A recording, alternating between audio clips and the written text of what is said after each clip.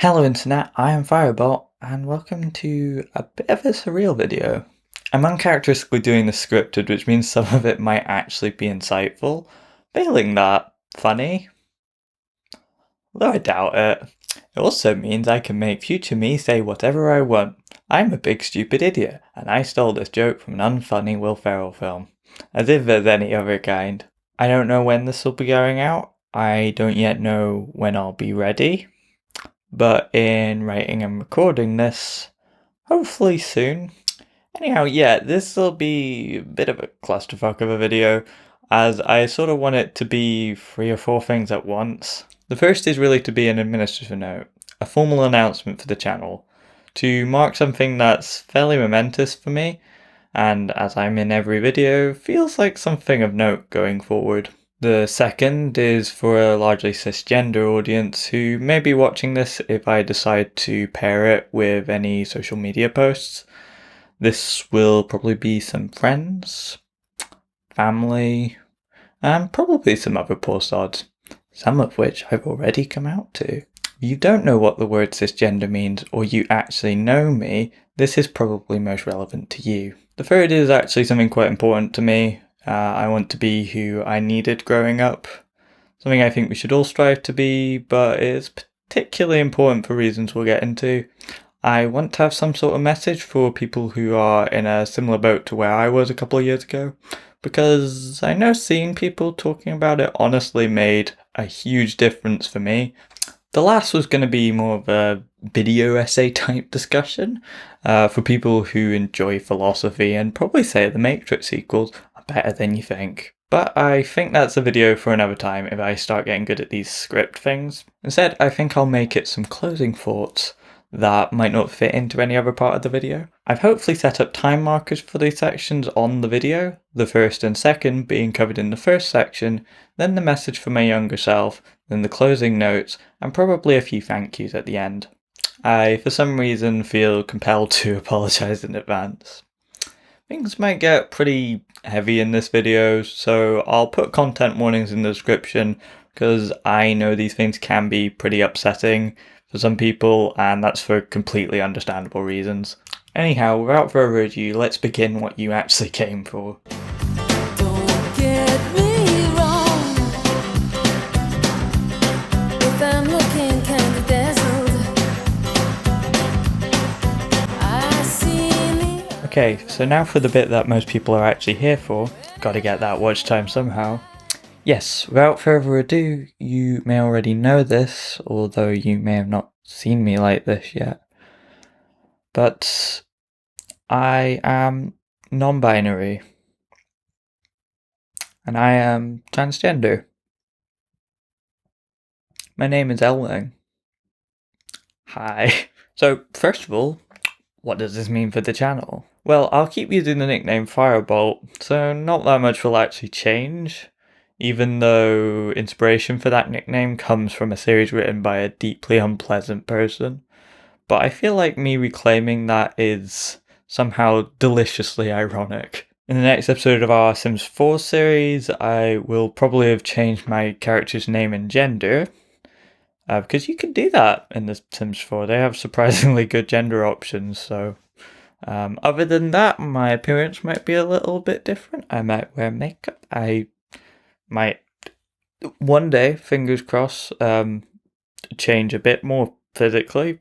And I'll be able to comment and make jokes without fear of outing myself. So perhaps some explanation is in order, particularly if you're not sure what this means, or you've only really heard of trans issues in passing. You may have heard these words used in headlines, you may even know non-binary people, whether you know it or not.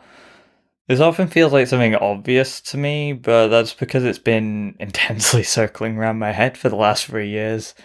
And in a more abstract way for my entire life. The news around trans people, especially in the UK, is pretty awful. It's filled with misinformation and all too often, like, really seriously outright hate campaigns. And films and TV outside the last decade, and much of it in the last decade, seem to only show trans people as either jokes or monsters. From this, a lot of cis people probably don't hear much about trans people, and the stuff they do hear may well be based on fear and lies, and that often goes without challenge. So I suppose to start with, as I promised in the introduction, what is a cisgender? A cisgender person is someone whose gender identity matches that of which they were assigned at birth. Note the deliberate language there. As a trans student of biology, the term biological sex is really quite infuriating. Partly as it's usually used by people who want to make it seem like trans people are somehow denying reality. Secondly, as biologically would also refer to one's psychology, endocrinology, neurology, socialization, and genetics. Also, it's a linguistic nightmare, as biological just means living, and so terms like biological men would just be living men, which I suppose makes trans people non-living, and therefore I am either dead or a robot. Bit of a tangent there, but I think the distinction's important, as modern transphobia is often disguised as some sort of appeal to reason. That's really an appeal to absolute nonsense. If you pay attention, they are mostly just copy-pasted homophobic arguments from the 80s, but applied to trans people. Generally, a trans person's assigned sex at birth will not be relevant to you, so please just use whatever term they've told you they're comfortable with, as it's probably what they are. Another note on the term cis as well, some cis people apparently don't like it. They feel it's one of these newfangled labels that they didn't ask for. The prefix cis simply means this side of, as opposed to trans, which means the other side of, hence transport and transgender, literally being the other side of gender, which would make a cool band name. It's from Latin, so it's been used since the Romans, notably in the Cisalpine region, meaning this side of the Alps from the Romans' perspective, and is used in many contexts today, many of which make me laugh. But it's also been used specifically for gender in textbooks as far back as the 90s. It's not a new thing, and it is necessary to have some other word than non-trans, particularly when discussing trans issues, because it gets quite confusing. So I'm using it. Despite this being scripted, I feel as though I'm getting slightly off track. Anyhow, what is non-binary? To me, this means that my gender identity does not fit into the usual binary division of male and female. For some people, this means fluctuating between the two, or between one and something else, or between just two completely unrelated things. They may or may not choose to label this gender fluid, which sounds like an exotic cocktail that would give you a nasty hangover. For some people, this means having their gender somewhere in between the two, thinking of gender as a spectrum with male at one end and female at the other. And for some, this means having no gender whatsoever. This is sometimes called agender. For others, this means having something different that's just neither. But it's still a gender rather than agender, which is getting kind of confusing. Some people call this third gender or neutral, but the basics is I'm neither male nor female. Non-binary people use many different pronouns. A pronoun, for those that skipped English, is what we use to refer to ourselves and others. Things like I, you, they, she, he. The main hubbub seems to be about third-person pronouns, i.e. they, she, he, that sort of stuff. Some people seem to get confused about singular use of they, which I find confusing, to be honest, since its use predates modern English, see the Canterbury Tales, and it's used in singular really just regularly every day for just people of an unspecified gender. Many non-binary people use they and them, but many also use he and or she. Some people use any pronouns. Some people have also either adopted or created neopronouns like they, a, kits, and they. Generally speaking, unless someone specifically told you otherwise, I would use they. It works for everyone as it's gender neutral, and it's not specifically a non-binary pronoun. For me personally, I usually just refer to myself as non-binary or genderqueer, and sometimes playfully as a gremlin. I and many other non-binary people shorten non-binary to MB, which can be used as a noun, so I don't have to keep saying person because it gets to be a mouthful sometimes. Wink wink. I only use they, them, and their for the moment, and this is what you should refer to me as in future. other than my name. This is not a negotiable thing. I get that you might make mistakes, but if you ever intentionally use the wrong pronouns or name for a trans person to hurt them, even if you think they're a bad person, you can get in the bin. I've explained this in very definitive terms, but for me, gender is something a bit more fuzzy and abstract. It's hard to explain if you've not thought about it before. My best explanation would be if male is blue and female is pink, traditionally, I am green, or maybe purple, or greenish purple, but that's just brown, and brown's kind of shit. Sorry if there are any fans of brown out there, but that sounds like the worst cult. So, greenish purple, but not brown. Hence the makeup. It's pretty weird. I also want to present more femininely and at some point would like to undergo medical transition. This is usually called MTF or male to female, even though that's not really accurate. Unfortunately, the waiting process for this is deliberately lengthened. I first applied in autumn 2019 and the waiting list for the under 18s clinic hasn't moved from January 2018 since I began. I will have to reapply to the adult waiting list when I turn 18, which will be likely another 2-year wait at least, followed by many invasive appointments and then at least a year on hormone replacement therapy before I can access surgery. I should point out that many of the drugs used in hormone replacement therapy are used fairly regularly for cis people for various reasons, including stopping male pattern baldness, reducing risk of breast or prostate cancer, and in many older cis women, they may use estrogen tablets during the menopause. These can be accessed in a manner similar to really any other treatment on the NHS, yet the same treatments for trans people are given needlessly long wait times, which can be deadly. I discovered I was trans around about the arse end of 2018 after many months of soul searching. The way I discovered this was largely through gender dysphoria, that is, intense distress and anxiety, particularly for me surrounding my male body parts, as well as lack of, shall we say, weight on the chest. I won't go into much detail because frankly that doesn't feel appropriate, but suffice to say, for around 2 years now, I haven't been able to take showers without getting an anxiety attack. I don't think this is the ideal way for anyone to find out they're trans. Other than for the obvious reasons, many people can experience these and not be trans. I find a much better indicator is instead gender euphoria.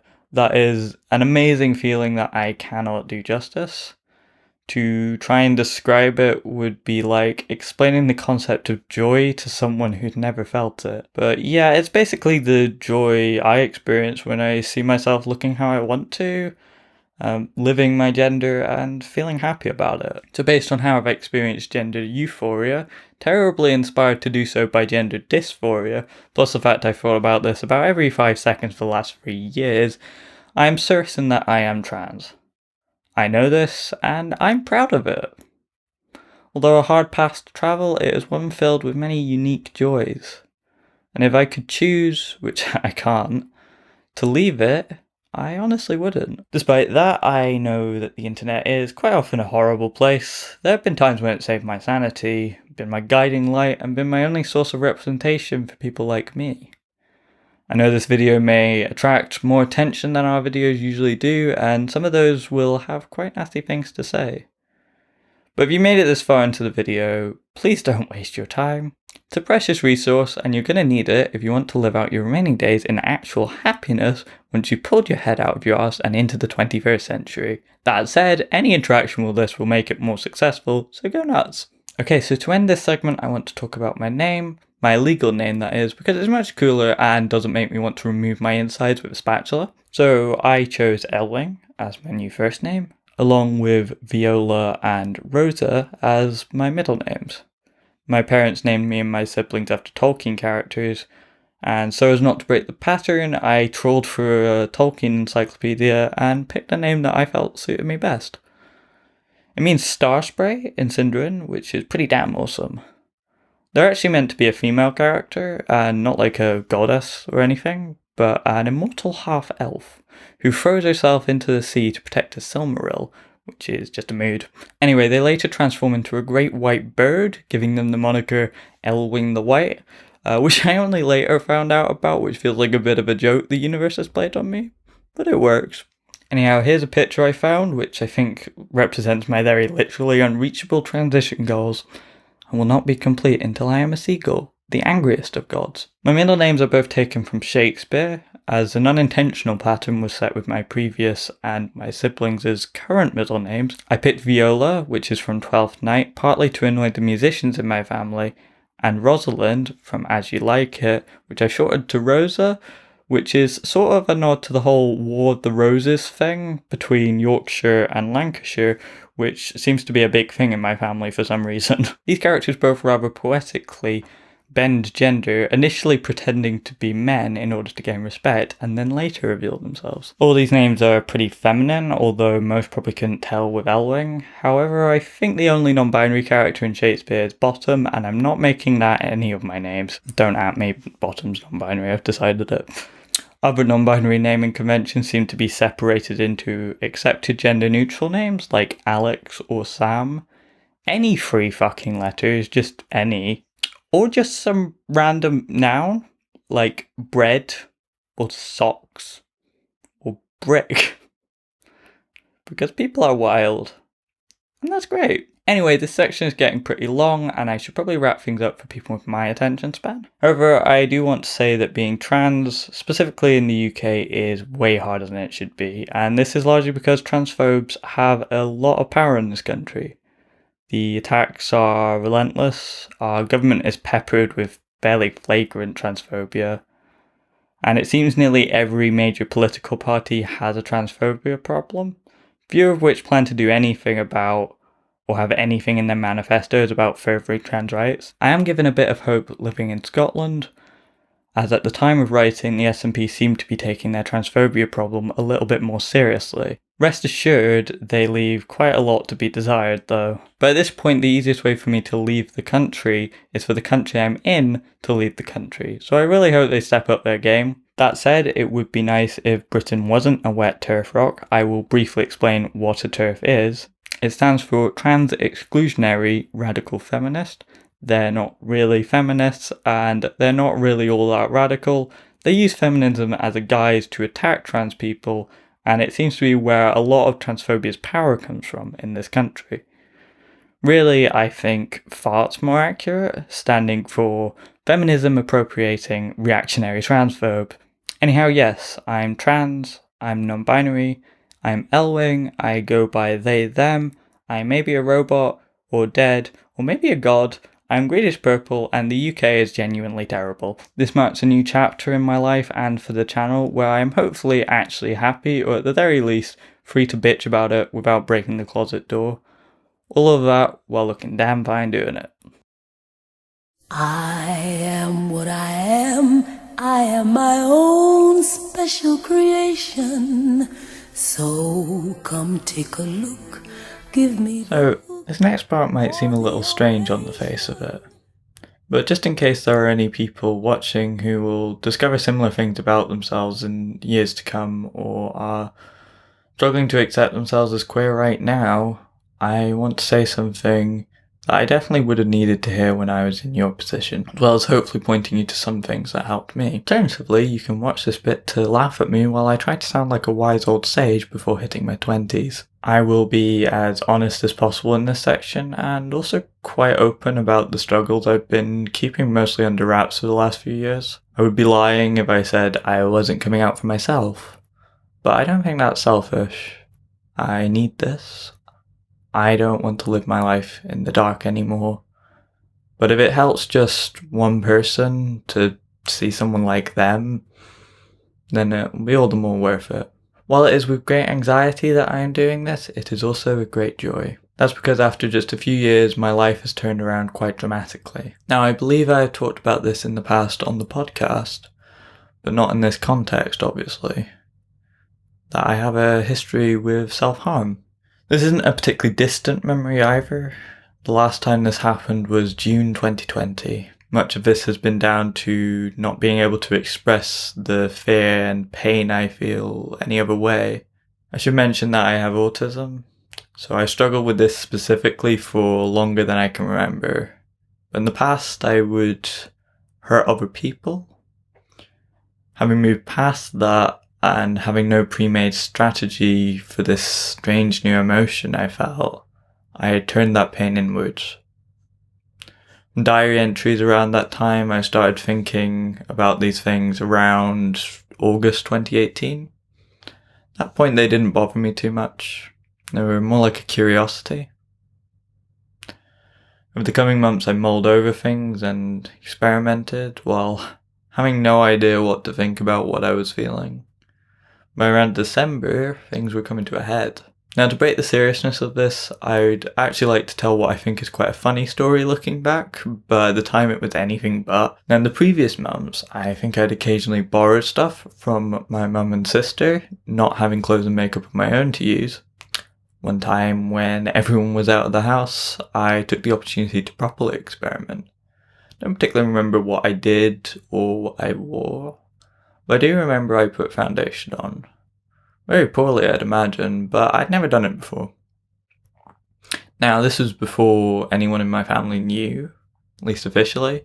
So you can imagine my horror when they come back earlier than I expected, and I was still in makeup in a rather fetching outfit. Now, I'm actually quite impressed with how quickly I tied it up without anyone noticing as far as I know.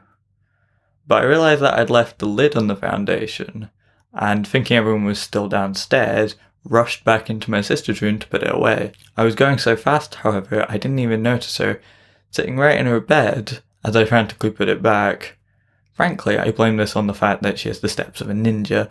Anyhow, I don't notice her until she makes some sort of comment. I don't really remember what it was, so just pretend it was something cool. And like a deer in the headlights, I paused before running to my room and hoping the universe would swallow me whole. Just to be clear, I didn't have anything to worry about here, but I hadn't yet accepted myself, so I definitely was not ready for that. It felt like something that would only happen in a dream. I closed my eyes and tried to sink into the darkness. At the time, I thought my whole world was crumbling in front of me, and all because of some stupid makeup lid. Sometime later, my mum came to find me and explained things to her, as I had previously confided in her. I didn't really snap out of that terrible feeling until later when I watched The Shawshank Redemption. Perhaps that's poetic. But after that, I opened up about my confusion. Despite that, what followed was probably the worst time of my life, and I sincerely hope it remains that way. If there are things that easily upset you, please check the description now. Throughout January, I would pace up and down all night, losing sleep. I would hit myself. I would contemplate killing myself. This culminated in what I feel might be termed a mental breakdown. I stopped functioning. I had to hold on to pillows to stop myself from seriously injuring myself. I was at war with my own mind and body. I specifically remember trying to keep listing all the reasons I had to live. What would happen if I died? How much it would hurt other people, because at that point I was worth nothing to myself. I don't remember much of what happened in between that and accepting non-binary as a label for myself in February. I think the breakdown was kind of a shock to my system, in which I figured I didn't deserve that.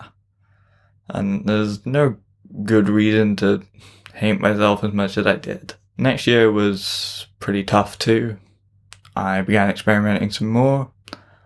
I came out to an ex around spring, not really knowing who else to turn to. Before going to Prague in July, I came out to my other sister. Around about September, I had built enough confidence to go to the doctor, who, I'll be honest, was pretty unhelpful, even if they had good intentions.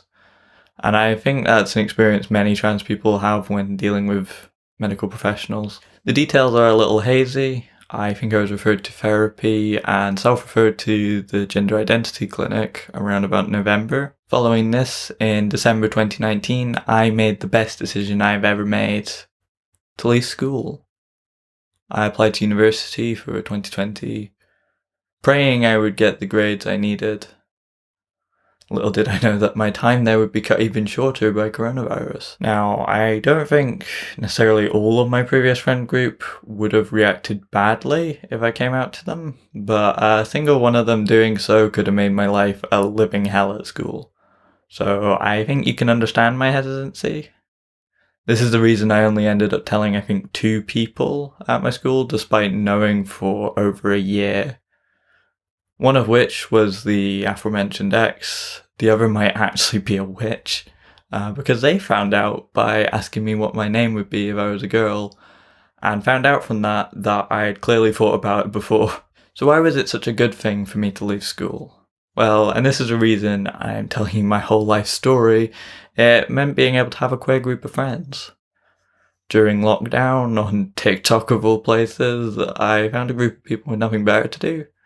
And as my sleep cycle was already so out of whack, after many nights of staying up dancing in my room until the crack of dawn, talking to Americans was not much of an issue. These were the first relative strangers I came out to, the first people I used the name Elwing around. I am endlessly thankful to those people, and if you are watching, you're a lifesaver. As I said, the last time I self-harmed was June 2020. And while that wasn't all that long ago, this is a big achievement for me. It was after a night of drinking.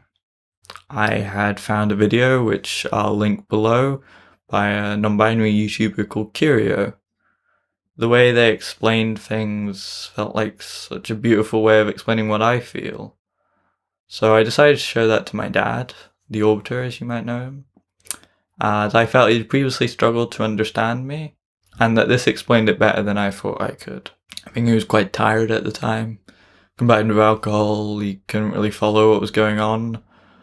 And I took that quite personally, as I was being quite vulnerable to him, and we began arguing. He eventually walked off after I said that he was privileged. I got really fucking angry. Quite a bit at him, also quite a little bit at myself. I again spiraled, hurting myself and having some very dark thoughts. I considered calling the Samaritans, because even more so than that mental breakdown, I felt genuinely at risk of doing something that I couldn't take back. I gradually distracted myself before writing "I'm sorry I trusted you" on the kitchen whiteboard. Next day, I wrote him a letter, not being able to express verbally what I needed. We rewatched the video together, and I think he understood. The biggest change happened when I came to university, or I suppose the university came to me, as most of it was online. I immediately found the LGBT forum and made a decision to use L-Wing off the bat with them, something which felt quite scary at the time.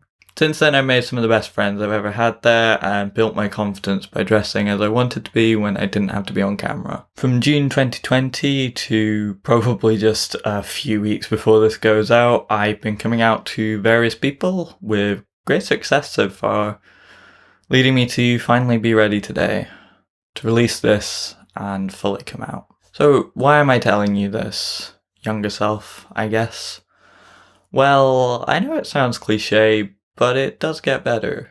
In my case, it got really bad before it did, but I'm in a much better place now. Now, I realise for some people that they might be in a lot more restrictive circumstances than I am. Despite all my problems, I'm pretty lucky to have a family that wouldn't reject me. And I know not all queer people have this. My best advice would be to try and escape those people that would cast you down and out for questioning what you're told to be. But in practice, that's a lot harder than it sounds. If you can, find friends who you can be yourself with. Despite the horrors the internet has, it also has some real joys in the form of the people who use it. Having a queer friend group made all the difference to me. All my insecurities and worries didn't seem so big, because together we were stronger. You don't have to hate yourself, you don't have to be ready to do whatever this is. I still have doubts some days, but I'm always left standing prouder than I was before. Take your time. Explore your possibilities, if it's safe for you to do so. But most of all, try and hold on to hope. It may seem like a tiny blue square of light in your prison cell, but someday, your brightness will outshine the darkness that haunts you. Your worst fears will seem small and far away. Something someone in that TikTok group said resonated with me most. They said if I survived school, that I could survive anything. Although we're told not to dwell on the past, I think there's value in appreciating the hurdles we've already jumped. Please keep safe.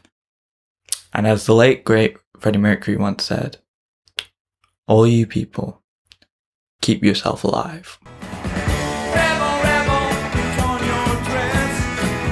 Rebel, rebel, your face is a mess. Okay, for this part I've decided I'm not going to waste my time explaining things to no end, because if you're watching this at this point, you hopefully know what I'm talking about. So yeah, this bit's just gonna discuss a little bit more on my feelings on gender and then thank a bunch of things. So for me, my gender situates somewhere between the feminine and something else. I don't want to call it androgyny because that implies a mix between male and female. But instead it's something I still don't really have a word for. I kind of use green as my best explanation of what it is. Perhaps it's more like octarine, the colour of magic. That which defies all bounds. I sometimes think there might be some level of fluidity to my gender, but it's between things that are equally undefinable.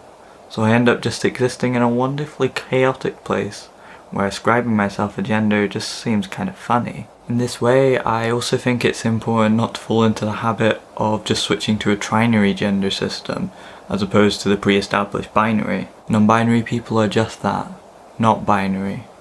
So that can cover some wildly different identities that are only really united in what they're not. It stands to reason that if a restricted binary gender system caused problems, that a trinary gender system would just do this with extra steps. Hence the reason I don't feel entirely comfortable with having non-binary markers on ID. Aside from the government having a list of non-binary people, I don't think legal sex or gender should be a thing, because by definition, the law has to draw very bright lines that don't really make sense for this. I said before about pronouns. Generally, I find it's easier for cis people to just use they, as many seem to have enough problems with that. I think I might try out near-pronouns in some spaces at some point. A, M, and air seem pretty cool.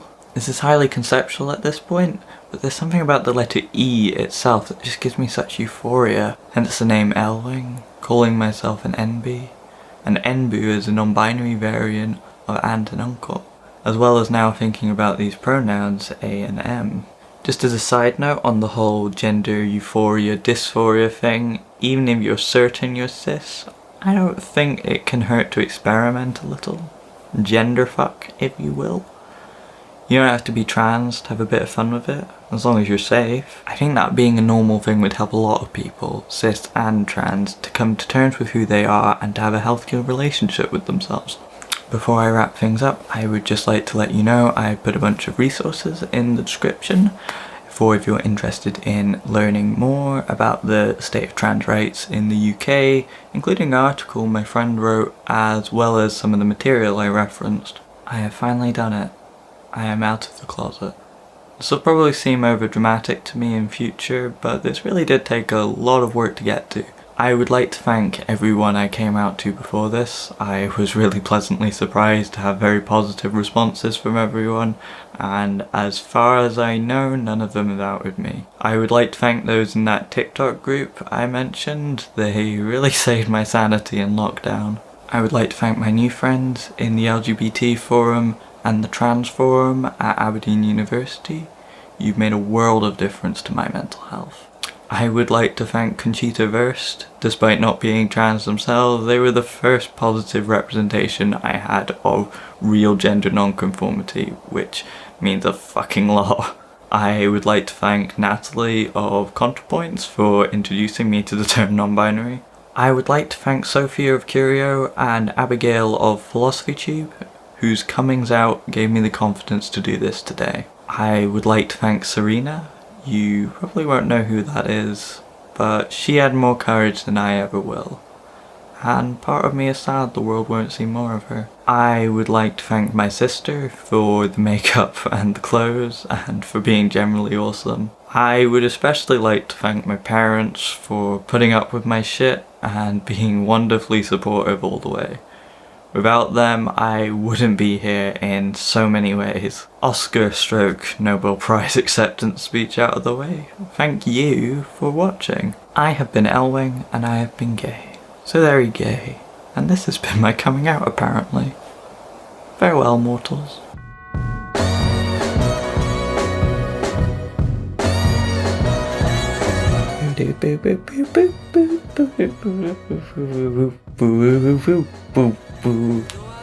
Don't know what the music's gonna be. I merged those two things together.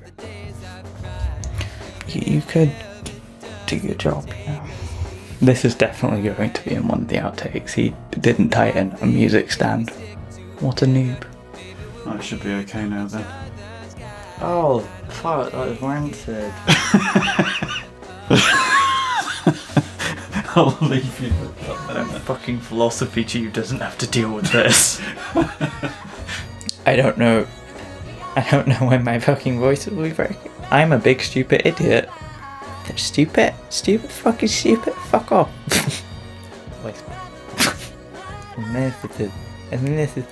Although I doubt it. Oof, that's very Scottish. That said, it would be knife. It would be knife. Yeah, it would be fucking knife. A biggin in my family apparently. Fuck off. Jesus Christ. It's a biggin. I don't know. This look makes me behave differently. Oh fuck. This is the hard bit. Fuck. Oh god. This way, I think my voice is about to break. I genuinely hope you can't hear my neighbours right now. Anyway, yes, now. I feel very silly, but in a good way.